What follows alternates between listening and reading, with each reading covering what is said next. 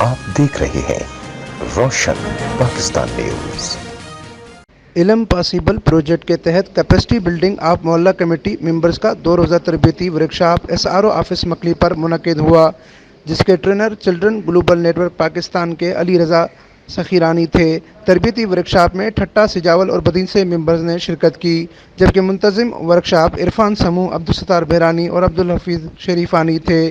تربیتی ورکشاپ کے ٹرینر علی رضا سخیرانی نے اپنے لیکچر میں کہا ہے کہ دیہی علاقوں کے اندر بند اسکول کھلوانے، تعلیمی ماحول میں ان کی دیکھ بھال کے ساتھ آرٹیکل A25 کے تحت سندھ حکومت کی طرف سے 6 تا 16 سال عمر کے بچوں کی تعلیم مفت ہے۔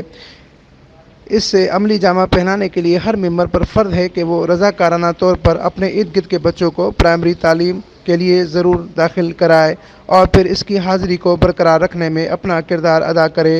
اس کے علاوہ تعلیمی محلہ کمیٹی اسکول مسائل پر توجہ دے اور اسے حل کرانے میں ہر ممکنہ کوشش بروئے کار لائے اور اپنے ممبران کے ہمراہ تعلیمی افسران سے ملاقاتیں جاری رکھیں۔ اس حوالے سے ورکشاپ کے دوران معلوماتی آزمائشی سرکل کا بھی مظاہرہ کیا گیا۔ تربیتی ورکشاپ کے آخری روز deputy district education officer Sujawal Mashooq Ali خواجہ نے وزٹ کیا اور ورکشاپ کے ٹرینر ٹیم اور شرکائے ممبر کی تعلیمی سوچ اور محنت کو سراہا۔